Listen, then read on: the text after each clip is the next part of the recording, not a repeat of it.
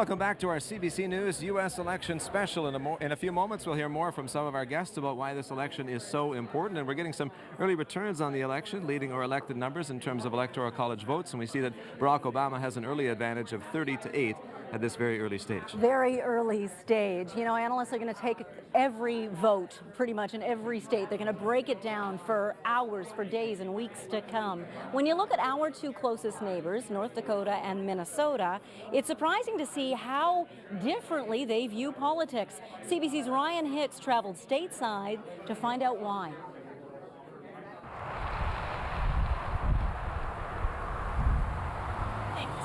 Hi, how about this? Come on in. Welcome to Schmidt's shop in Wyndmere, North Dakota. This is as close to Democrat as North Dakota gets.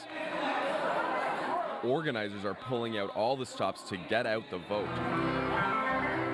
Fork over a donation and you'll get a chance to dance with the Democratic candidate for governor. And they were Democrats. These people are a rarity. Blue in an overwhelmingly red state.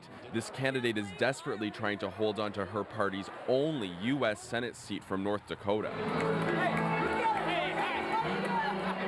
Ron Broughton knows the race will be close. We just have to keep so our voices are heard. Let's spend some money. He knows his political voice would sound a little sweeter if he lived just 45 minutes to the east. Most people say the border between North Dakota and Minnesota is roughly about here. So why is it that people who live on either side of this rope view politics very differently? Meet the Moxie Social Club. Today they're lunching in Moorhead, Minnesota, a state that's voted for a Democrat in 9 of the last 10 presidential elections. North Dakotan Donna Hageman and her friends come from both sides of the border. In North Dakota's conservatism, they have a difficult time of making change. At the other end of the restaurant, Minnesota-born Sean Lund says her family always kept their Republican views private.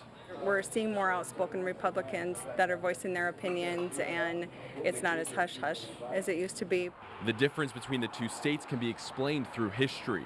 North Dakota never had a heavy industrial area to unionize, but Minnesota did. $225. Back in Wyndmere, lifelong Democrat Ron Broughton says he'll keep stumping for his preferred candidate until the last minute, with the hope his party doesn't get shut out after election night is over. Ryan Hicks, CBC News, Wyndmere, North Dakota.